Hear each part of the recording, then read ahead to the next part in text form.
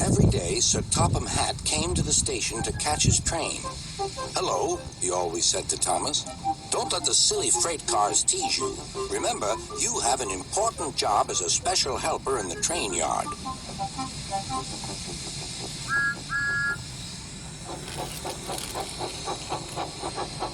There were lots of freight cars, and Thomas worked very hard pushing and pulling them into place.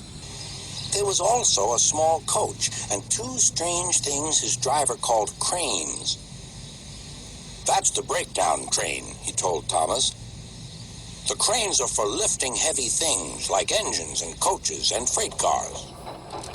One day, Thomas was in the yard. Suddenly, he heard an engine whistling. "Help! Help!" A freight train came rushing through much too fast. The engine was jammed, but he was frightened. His brake blocks were on fire. "They're pushing me! They're pushing me!" he panted. On! Laughed the freight cars, still whistling, "Help! Help!" Poor James disappeared. "I'd like to teach those freight cars a lesson," said Thomas the tank engine. Soon came the alarm. "James is off the line! The breakdown train! Quickly!" Thomas was coupled on, and off they went.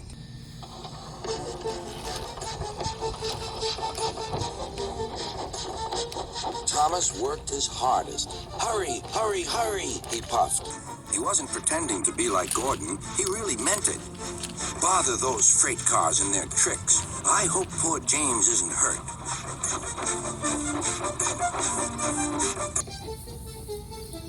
James's driver and firemen were feeling him all over to see if he was hurt.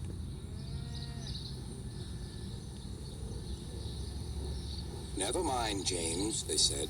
"It was those silly freight cars and your old wooden brakes that caused the accident."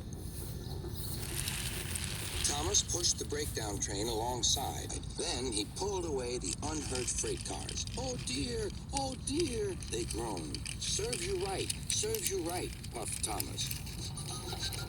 He was hard at work, puffing backwards and forwards all afternoon. "This'll teach you a lesson, he told the freight cars. And they answered, yes it will.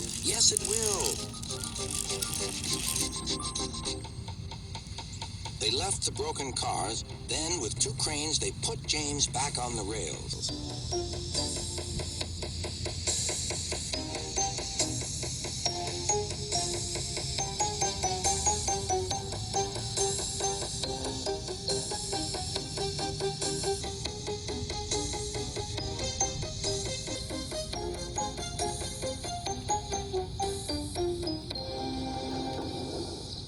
He tried to move, but he couldn't, so Thomas helped him back to the shed.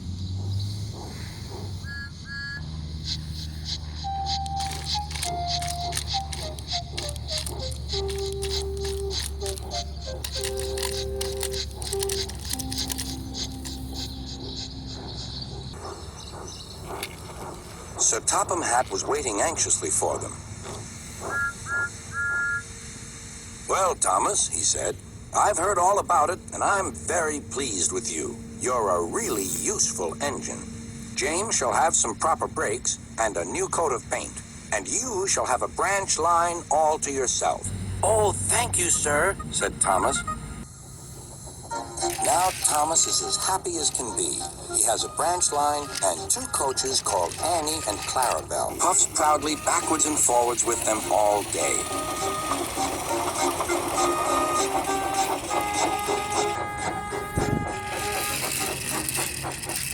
He is never lonely. Edward and Henry stop quite often and tell him the news. Gordon is always in a hurry, but never forgets to say beep, beep, and Thomas always whistles beep, beep in return.